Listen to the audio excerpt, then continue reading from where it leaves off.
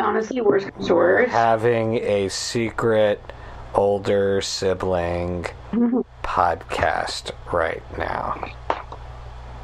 All your shit with Becky makes me want to have 3 kids so bad. What did you say? All your shtick with like leaving Becky out and Becky like being mad, it just makes me want to have 3 kids so bad.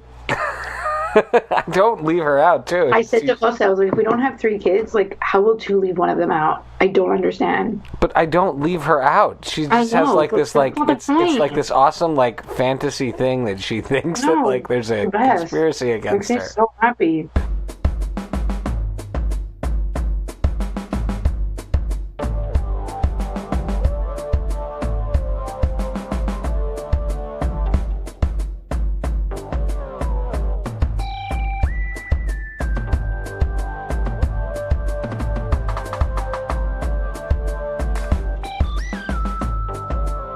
Here we are, and welcome to a 2/3 the quality episode of Friday Night Movie than what you usually expect. Because today, Lily and I are starting this episode off solo. Not solo, duo? How do you say that?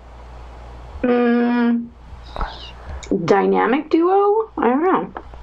Well, we are the original two. We were the ones who were born first. So this episode is going to give you a sense of what it was like for the 5 years, 4.5, 5 years before Becky arrived. And with that, I want to talk about Becky's birth for a moment, and how I don't remember Lily being born, but I do remember Becky being born. And I remember when she came home, she was in this little velvet sleeper thing, and she was in a little bassinet next to Mom and Dad's bed. And they had the most amazing food gift basket. And in that gift basket was the first time I had ever tasted and seen a wheel of cheese. And to this day, I have never tasted cheese as good as that cheese from that wheel. And it had like a shiny blue aluminum packaging with almost like a red circle in the middle, and I have looked for this mystery wheel of fancy cheese that was in you would spend a lifetime trying to recreate that moment. So I remember Becky being smunchy and small and cute and Mom holding her, and I remember the wheel of cheese, and then it's kind of a blur. But we were roommates in those days. People don't often know that you and I were roommates for a number of years. For what, like 2 years?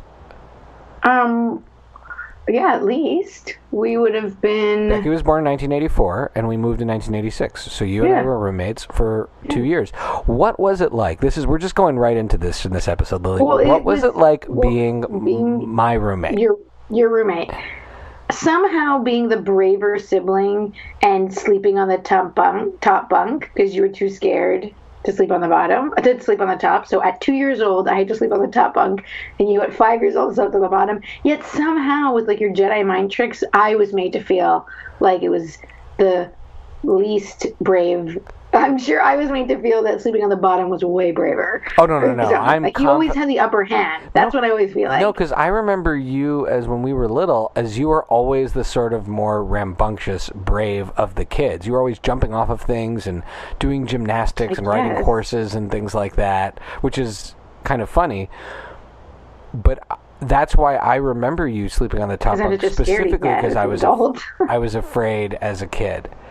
And one of my greatest memories, not a good memory really, but of us sharing a room, is you got sick once and you barfed. I threw up in your toys. You barfed into my toys, and they smelled all the way through to like years into living in Montreal. I couldn't go near one of my G.I. Joe vehicles because of that. Yeah, I remember that day perfectly well. But no, being your younger sibling was an adventure. Becky and I... together, at least we banded together to try so hard to play with you when we were little, and you were just like, no, not happening. And now all I want to do is call you guys on the phone and podcast. I know, but an activity for us playing with you was watching you play Nintendo. That is true for all older siblings. You're like the king in a court, and you were like, you can sit there and admire my Nintendo skills. And then you were like, Jester, bring me nachos. And we would like just wait on you hand and foot, and then we were like, now can we play with you? And you'd be like, well, I'm done playing, so you can play. And then neither one of us wanted to play because you weren't playing anymore. It's really pathetic kind of behavior. It's so funny because if I see that in my own kids, I would never tolerate that. I'd be like, what kind of a sociopath are you? But clearly it turned out okay. We're still very close. Yeah. So, and one of the other reasons why we are very close is that our mom and dad always told us when we were little, you two will always have each other. Right? In fact, we would get a dispensation if we did something bad, but we were sticking up for each other. Right. I was just, I was just telling somebody how, I don't know who I was just telling this to, but that there'd be the three of us, right? And if someone was getting in trouble, and like we would defend you, or you would defend us, probably more likely. Many times I defended you, and Mom would turn around and be like, "What are you, a lawyer now? What do you have, a lawyer? Like, like, what do you like? You get like you have nothing to do with this, Lily. Like, Shai's getting in trouble." And then she'd turn around and be like, "But always stick up for each other, okay? You guys always come first. It was between us and you guys. You pick you guys." And at the same time, she'd be like, "Now get away from here. You have nothing to do with it. Your brother's in trouble." Good mixed messages. So they have now arrived in Tenerife. Yes, and I they have landed. love when they arrive. My best moment so far was when I called you this morning and you're like, I have to go and pick Mom at the airport. And I jestfully said, why did they arrive like an hour ago? And you were like, they arrived 20 minutes ago. Their flight arrived 20 minutes early. Like, is that a thing? Do flights arrive early? 20 minutes. And it's only like, Tenerife Airport's about the size of your backyard. So 2 seconds until you get your bag. No one I know is more interested in whether or not they're being picked up by a family member at the airport or train than you. And I have never once visited you or heard of someone visiting. Your girls, I was waiting with bated breath as you walked out the door. I had minors. That's true. I had minors. You had minors. Every other time. No, but I made it on time with Mom and Dad. They walked out with their luggage, and there I was in the nick of time. So what are they like? What's happening? They are very tired, and Mom's had several glasses of wine at this point, and she's accompanying Jose while he has dinner at 11 o'clock at night, which is the time here. So they're just out on the town right now? Yeah, Mom was like, she went right through her jet lag zombie mode to now wine and partying. Right, she's ready to go out, and Dad is tucked up, snuggled in bed. He went to bed when my son went to sleep. When Ari went to bed, Dad went to bed. He was so tired, but they're great. They had a really easy trip. They said it was great. They're really happy to be here. It's Carnival, which is nuts. I feel like you need to do some Friday Night Movie reporting from Carnival. Well, I haven't. I got out of town for a few days, so I have not been in the throes of it. But I did take a video that I'll have to put on Instagram of just how loud it is from my apartment. But I feel like you need to have Mom be the official Friday Night Movie correspondent from Carnival and have her do some Instagram live and some. That is going to be all day Saturday. That is all day Saturday. So I want Mom to interview people at Carnival. If you're hearing this now, then you're hearing this on Friday, we'll get excited that tomorrow, Saturday, you will be experiencing at this. Friday Night Movie on Instagram. Lily and her mom take Carnival in the Canary Islands. And so Ari wanted to dress up as Spider-Man. So we're all going out to the day carnival, which is basically it's 24 hours a day for 10 days. And there's a point on Saturday where it's a day carnival, which is really more families that go out. So, and we asked Ari, what do you want to be? And he said Spider-Man. And I was like, okay, let's see if he actually puts on his costume. So we decided to all go as superheroes. But maybe you can help me out with this. So Ari's Spider-Man, because he asked to be Spider-Man. I put the costume on, and he goes, Superman. And I was like, I'm not gonna correct him. He's happy with the costume. It's fine. But then Dad is going as Superman. Jose is Batman. Mom is Wonder Woman. I cannot wait to put a video of that on social media. Wait, so you're mixing lots of... So you have 3 DC and 1 Marvel. I'm playing as Batgirl. And then Jose he turns to me and he's like, aren't we the Justice League? And I was like, wait, what? I was like, A, how do you even know that? B, I think we all are the Justice League except Ari. He's Spider-Man. So, yes, I will. So, first of all, the big 3 are Spider-Man, Wonder Woman, and Batman. And they are, in fact, in the Justice League. I don't really know. Like, once you have those two, I feel like everybody else can be in and out of the Justice League. The Flash and Aquaman would be obvious ones that would be in. Superman and Batman are movies together, so that's fine if Superman's in there. Yeah, that's totally fine. But so those three are the Justice League, and Batgirl could be in the... You're Batgirl, not Batwoman. They're two different characters. Oh, shit. I'm the one that's married to Batman in this scenario. I don't think... Jose's Batman. I don't think any of them are married to Batman. I even had a t-shirt made that says, I heart Batman. So wait, so you're like Bat groupie. You're not... Yes. I'm Bat fangirl. Okay, because Batgirl, I don't think has a romantic relationship with Batman. Well, Batwoman definitely doesn't. So, what the hell? Whatever. I think Batwoman is mentored by Bruce Wayne, but she's not. She's way younger than him. Okay. Well, in this scenario, we are happily married. Why don't you be like a female Robin?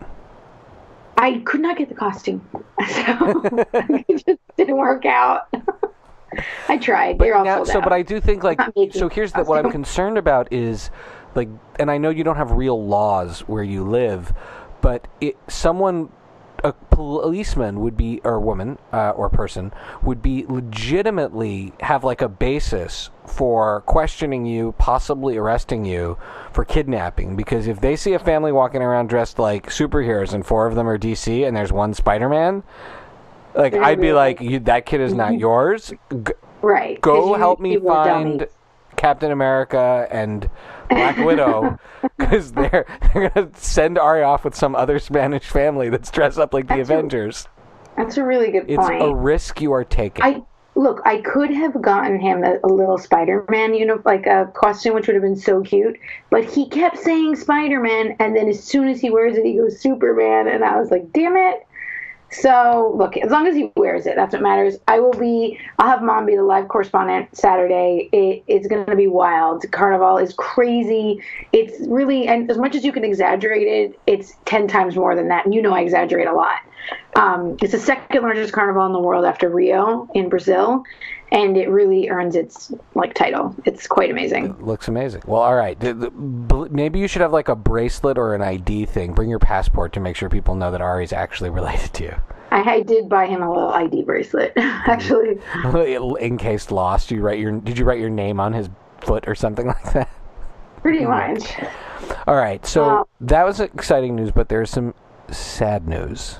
Oh, yeah. This is really sad news. And I think everyone, not just the internet, but anyone. And here's the thing, is that it's not like other actors or people in Hollywood or in film or entertainment haven't died. Right. For some reason, this is hitting everybody really hard. So Luke Perry passed away of a stroke at a young age, 52.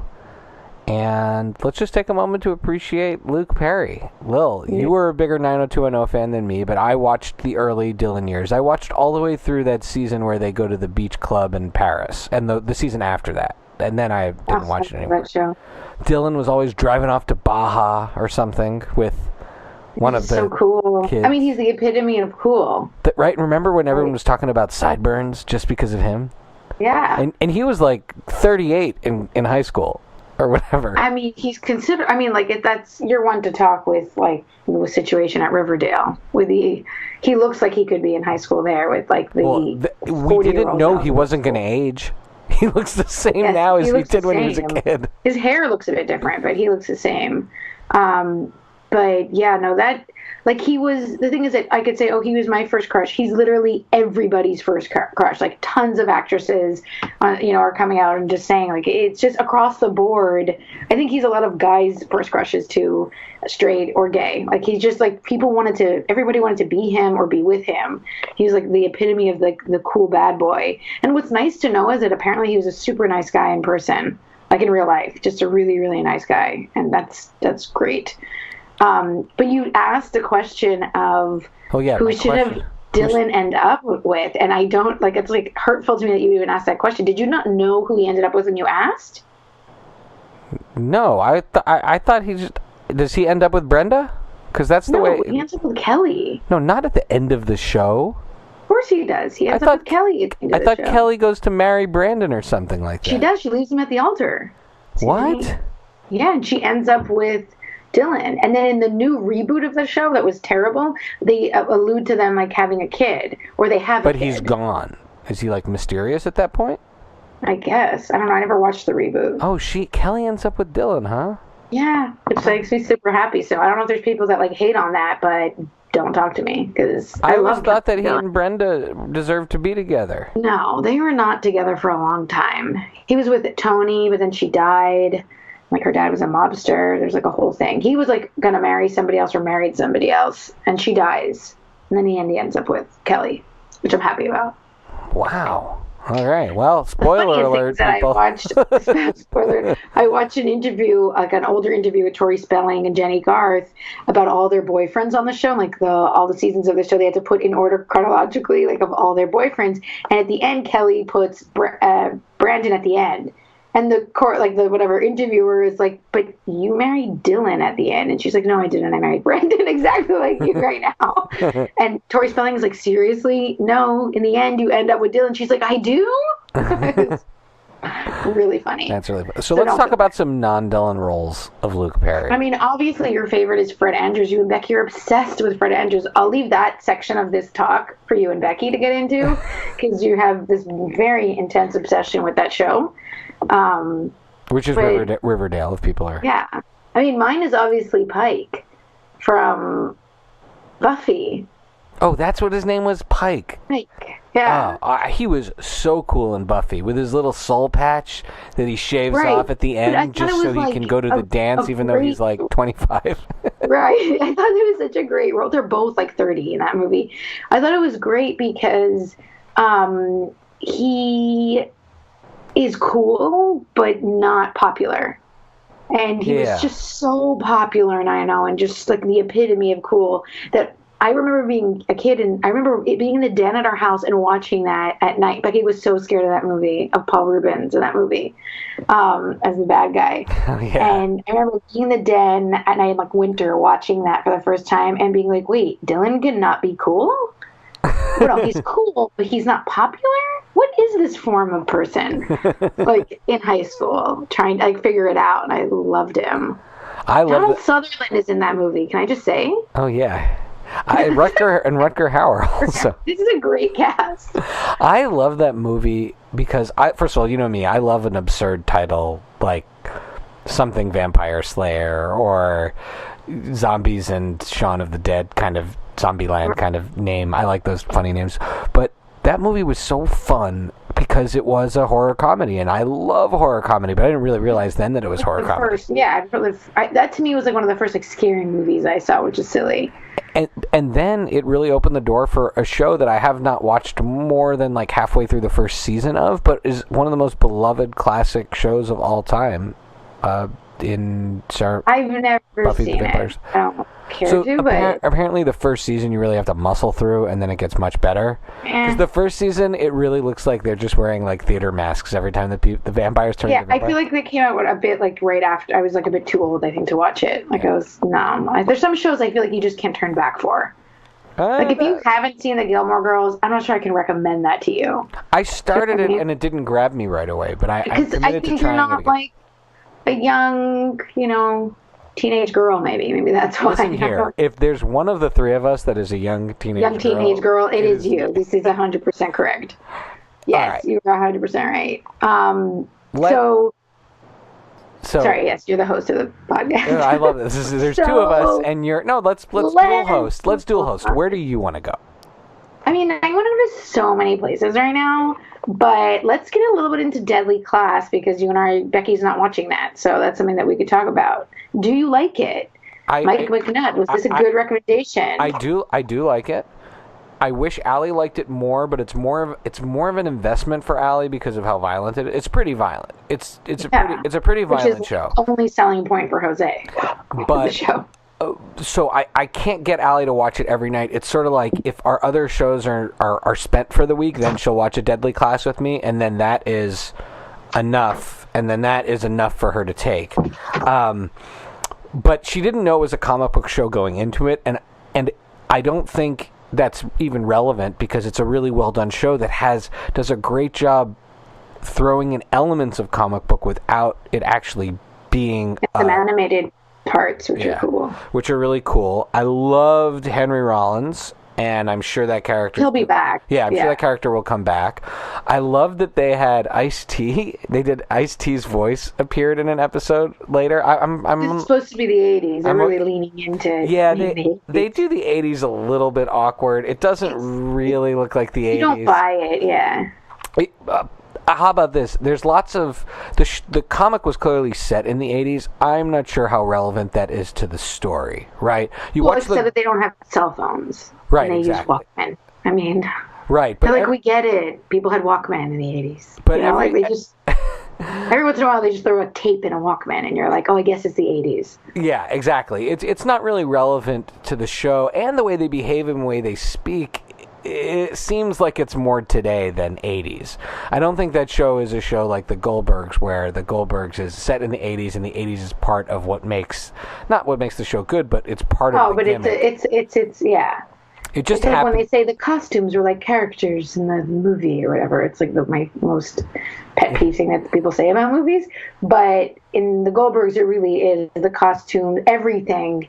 And it is part of the 80s theme. This is just sort of like, again, every once in a while a Walkman, and people do cocaine. Yeah, exactly. And in the Goldbergs, it's curated much more than cocaine. It's curated by the 80s, but curated by Adam, and it's about his life. Right. So it's not just that it's about the 80s; it's about his life.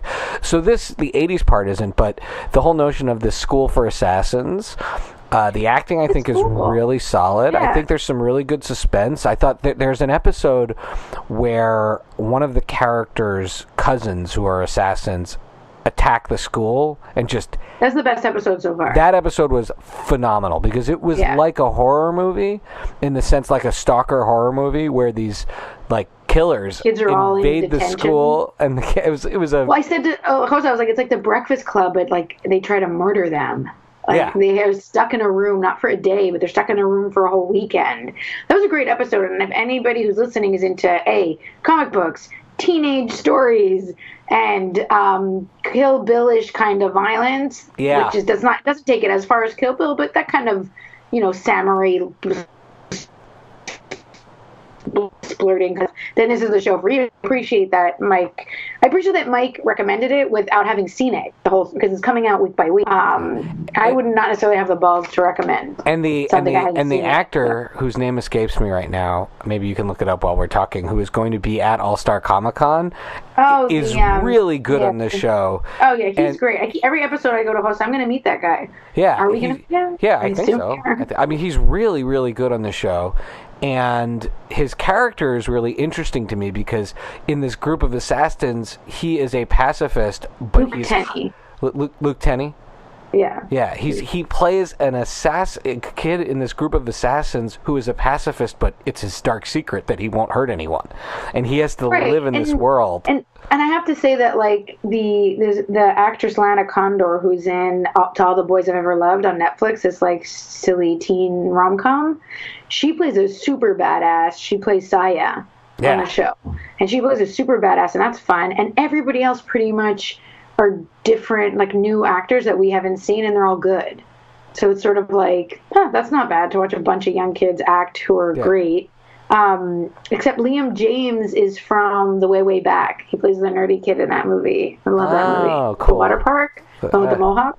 Oh, The mohawk is the guy from The Way, Way Back, the kid. I do have a lot of what are the rules kind of moments in this show, because this is an assassin's high school. Like, most of the show makes no sense. But they're not allowed to kill each other, but they're always trying to kill each other is odd. But, like, all the administration is also trying to kill them. Like, I can't figure it out. And this, like, secret society of killers.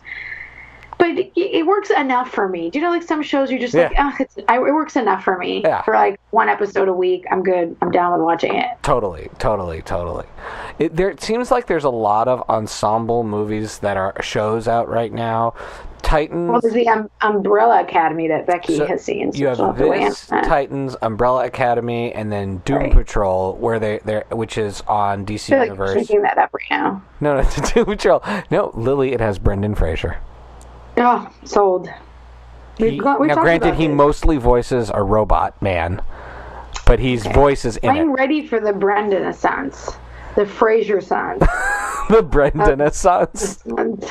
Well, he's terrific. Fraser Renaissance. They recast that, so that character appeared in an episode of Titans, and then for the main show they recast a couple of the characters because there weren't physical actors playing them, and they used Brendan Fraser, and his combination of comedy and ability to be actually a little bit foul is really works well. He's great. In it. So Doom Patrol is another one, but no one has from this recommendation is we should just see more Brendan Fraser. Yeah, exactly. All right. So I saw two movies last weekend. One on the plane. I saw The Old Man and the Gun. Did you see that movie, or did Becky see that movie? I'm the one that saw it. That was just like a really great ad for Robert Redford. That's and exactly right. His career. It's not a real movie. It's not a real movie, but it's lovely to see if you're a fan of the Redford. Right. It's an hour and 30 minutes. It's his last movie, and he's 8,500. Like, he's so old. I was just so happy to watch him. I love him. I'm a huge fan of his. Just him playing a dapper bank robber. I mean, like, what else do you need on like a relaxing Sunday afternoon but a dapper bank robber? That's it. I put it on the plane and I drew while I listened to Robert Redford be Robert Redford. But nothing happens really in that movie. No, and Casey Affleck, like, they should take away his Oscar for his performance in that movie. Well, he just kind of... he just phoned it in. Yeah. I'm like, could you be less excited to be in a movie with Robert Redford? Well, also, he got only one scene with Robert Redford. I'm sure he signed on to do this movie to be with Robert Redford, and then he got, like, one scene where he runs into him in the bathroom. And that's it. And that's it. What else you saw? Okay, and then I saw this movie called The Brothers Grimsby. The Brothers Grimsby I saw with Howie, which was so much fun. The Brothers Grimsby is not a good movie by any stretch of the imagination. It is along the lines of The Golden Circle. What's it called? Kingsman. Oh. And all of that. Where did you find this movie? Howie and I were just looking through Netflix together, and it was like a real dangerous game. Yeah, it's an action comedy written and starring Sacha Baron Cohen and Mark Strong and Rebel Wilson. What? Yeah. This looks like this movie would be excellent. So there are elements of this movie that are really funny, and I actually think you could never watch this with Dad, but you probably should try watching it with Mom. Because it has some of the grossest things I've ever seen in a movie. But other times of the movie, it's like a really like a comedy violent James Bond type of story. So I wouldn't say it was a great movie, and it's super offensive, but there were moments where I was laughing really, really, really hard because we were in a really silly mood. So all I'm saying is Brothers Grimsby, if you like a beyond stupid action comedy, like severely dumber than Super Troopers. Wow. That's saying a lot. But I kind of want you to watch it with Mom, just because there's a couple of scenes where I need to know how Mom reacted to this. I could possibly. She's going to be here for 3 weeks. Okay. I can make this happen. See if you can make it happen. Like, I would be willing to buy the movie, not because it's a buy. It's a meh. It's a hearty, chuckly meh that could be upgraded by seeing Mom's reaction to a couple of Isla Fisher's in it. Penelope Cruz. What is this cast? Is this a fake movie? No, it's a British movie. And I read that they said that the issue that I read about it because I was like, wow, this movie's better than it probably did. And one of the articles read that said they couldn't figure out how to market a British action comedy. Like that was the answer. Really? But it also just misses the mark like a lot of times. Wait. So we saw that, and then let's talk about Versace. We're watching the assassination of Gianni Versace. Wow, I cannot believe, like, your palette is so diverse, friend, that I just feel like it is not fair to my younger self. And I've said this multiple times on our podcast. It's just not fair. How many times as a kid I tried to get you to listen to something different or watch something different that wasn't like, God, what did you even watch when we were kids? What, Star Trek? What did you watch? What do you mean, what did I watch? I can't even, besides like Full House. I can't think of anything that you watched in our household when we were kids. TV shows? Yeah. Night Court. What did you watch? Night Court. Oh, right. Non-stop. 2 episodes of Night Court a day, every weekday for years. Night Court News Radio. Yeah. Yeah, which doesn't lead me to believe you're watching Riverdale and the assassination of Gianni Versace. So we loved the OJ version. Right, this is the same true crime series that they did the OG version. Ryan Murphy. Allie popped it on and she watched it. She started it. And after the first 2 episodes, I was like, Allie gets an I Told You show. But then there have now been like 3 straight really, really creepy and borderline boring episodes that basically only follow the serial killer around, which was fun I stopped watching it. Never finished it. Oh, really? Lons didn't finish it either. She got a few episodes. But I know what happens in the story. It's fine. Sad. The first 2 episodes were terrific. But the first 2 episodes were like enough for me. I was like, yeah, this is great. And then I just kind of stopped. So, yeah, we got to the 5th episode and it was a slog, and I just wasn't... Well, it's like really depressing and gross and sad, the ending. Like how it culminates to the end. Yeah. So, but spoiler alert, Sachi dies. Well, they show you that in the first scene of the show. The actor who plays, what's his name? Darren Criss? Yeah, that's it. I think he does a really great job as like a Hannibal Lecter psychopath. And so that performance is worth it, but like 3-hour-long episodes in a row of him murdering people in an awful way is really not fun, and so I stopped. So we stopped. Maybe we'll come back to it. We've also been watching Brooklyn Nine-Nine. Have you been watching Brooklyn Nine-Nine this season? Like the Goldbergs, Brooklyn Nine-Nine. I'm on the previous season, and I watch them on I treat them like precious gemstones. And I watch them. I dose them out very carefully. And every once in a while, I'll watch like 3 or 4 in a row. When I broke my nose and I was stuck in bed, I watched like 4 in a row. Well, this season is on fire and amazing. I'm so happy for them because they switch networks, so good for them. They're where they're supposed to be. And even though Gina has left the show, which I think was fine because she hadn't really been on the show full time anymore anyway, they gave her a beautiful send-off episode. Her send-off episode is amazing. But also there's a little bit more room for some of the other characters. Like they're giving a lot more room for Rosa, for example, and like Rosa, Jake, and Amy. There's just a lot more of those characters now, and I'm okay with that. Like, Gina was fun, but I don't think the show needs Gina to continue. So, love her, though. So Brooklyn Nine-Nine is as good, if not better, than ever. People should watch that. And then we're watching The Rookie, starring Nathan Fillion on ABC. That's like, Becky also, like, huge Nathan Fillion fans. But, like, for me, I didn't really watch any... I never saw Castle, and I've seen most of Firefly, and I've seen the movie associated with it, and I've seen him in lots of other places. But this is the first time I'm getting a ground floor Fillion, and he is a national treasure for... He's Canadian, so I guess he's a national Canadian treasure. He's like a loony. He's just, the show is not... Looney's a $1 coin for non-Canadian. That's true. The show is not in anything special, except for the fact that I just love watching him be a fish out of water. LA cop. Yes, you love a good Rachel Bilson impersonator. And so that's what I've been watching lately. What have you been watching? We started... do you ever? I guess you don't really have this, but I have to have like categorized shows that I'm willing to watch on the iPad and not on the TV, because there are certain networks when you use a VPN, which I have to hide where I am so I can watch U.S. television on streaming services. They know if you connect your device to the TV to watch it on a big screen. I don't know how they know. They have like spies in my house or in the iPad, but they're like, we know you're connecting this to a larger device right now. You cannot watch this. So I just have to like suck it up and watch it on the iPad. Shows I'm willing to do that for, Billions. I love that show.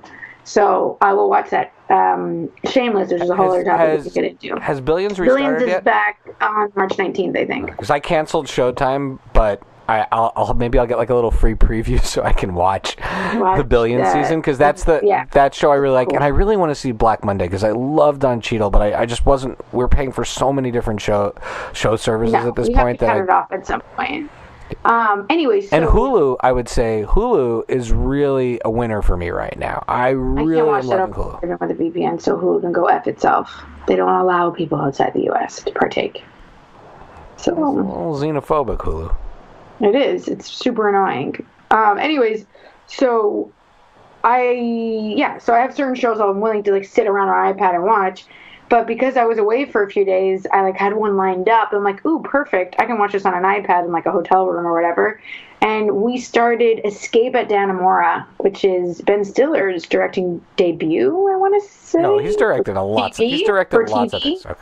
Or TV, maybe?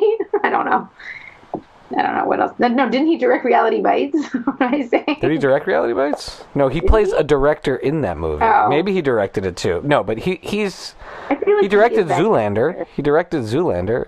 Ben Stiller's directed a lot of things. This might be the first Netflix thing that he directs. No, it's the Showtime. Oh, Showtime. Maybe it's the first TV thing he's directed. Okay, he's directed 19 things. But it seems like all of them. No, forget it. He did a TV series before. So Ben Stiller, he's acted in a few things. He's a new actor. Not sure if you've ever heard of him. I know nothing of what I speak of. He had not directed in a long time, since 2016. And he directed this mini-series, like a Versace, if you will. It's like a one-off.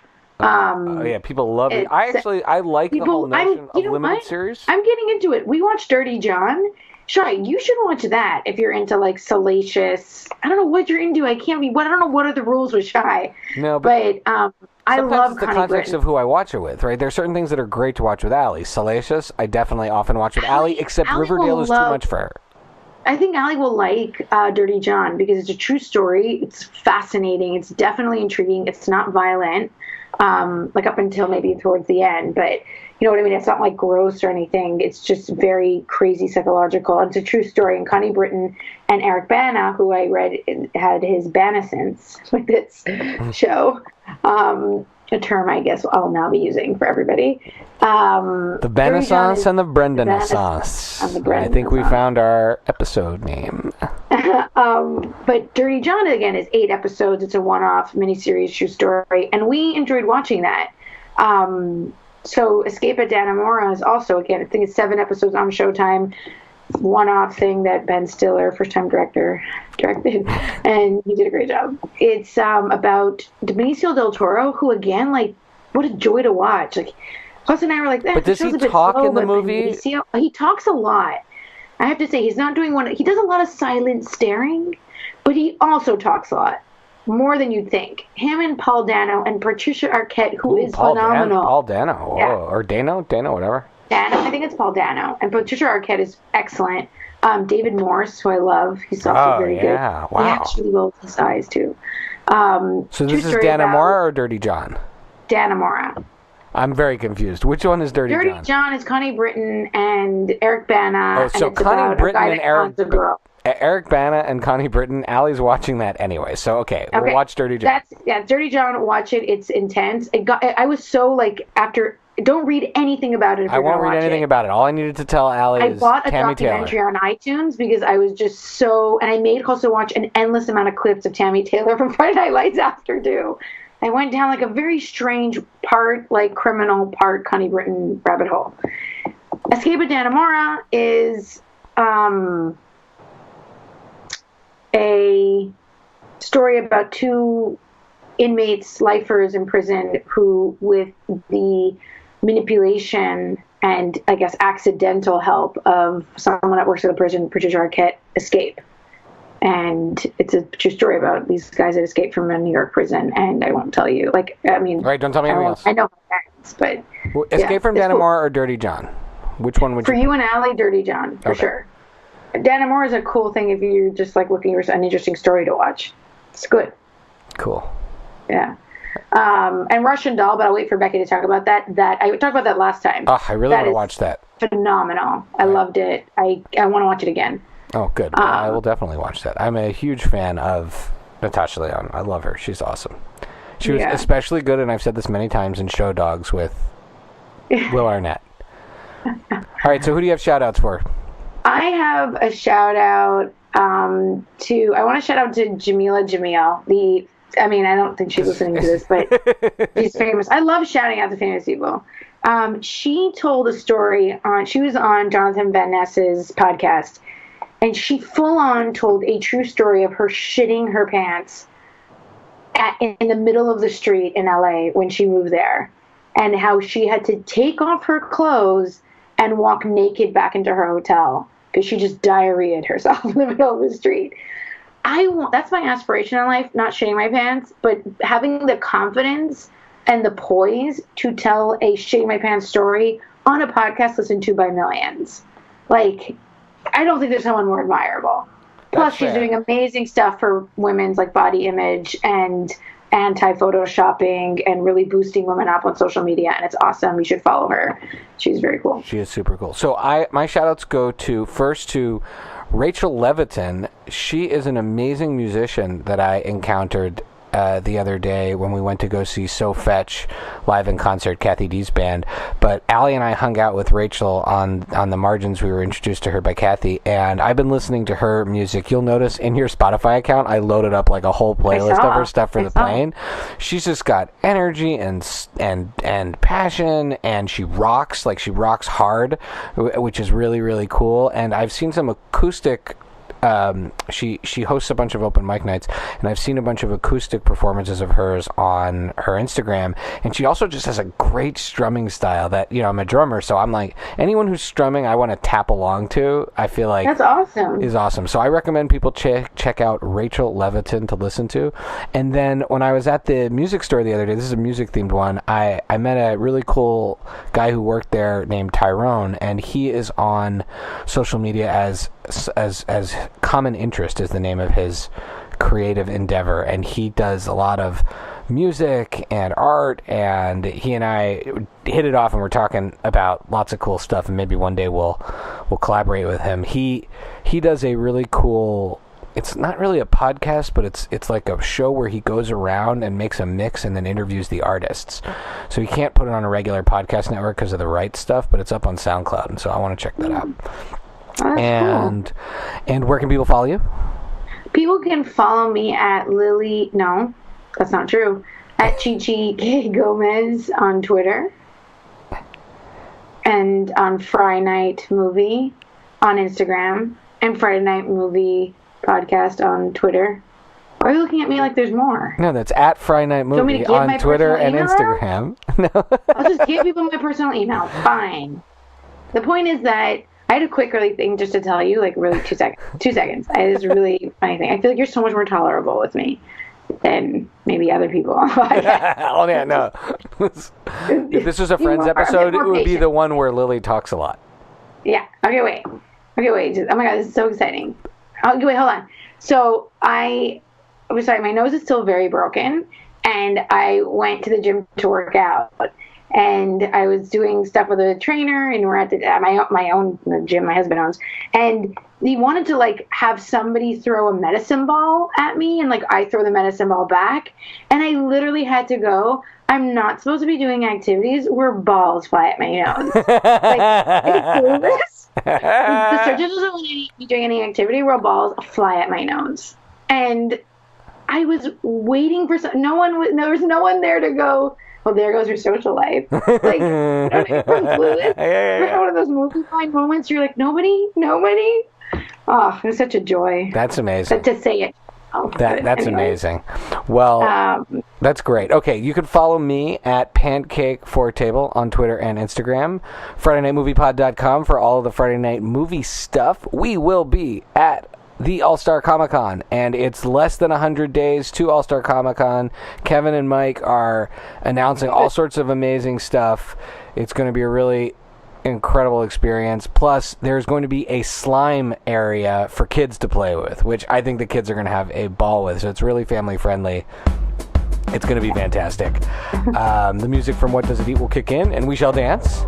And I'll see you soon. Love you. Love you. Bye. Have fun with Mom and Dad.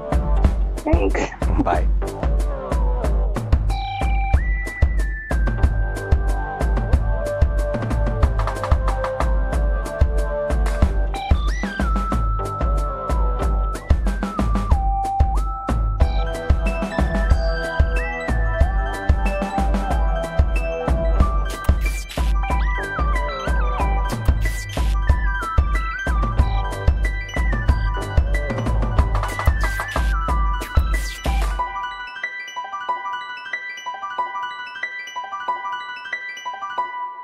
But also, like, nothing like when you open a graham cracker out of the package because it's so crunchy. And from that minute on, they're just going to get a bit humid. Oh, yeah. You know what I mean? Oh, I love when they're humid. It's like, I really like pretzels when they've sat for like a couple of months.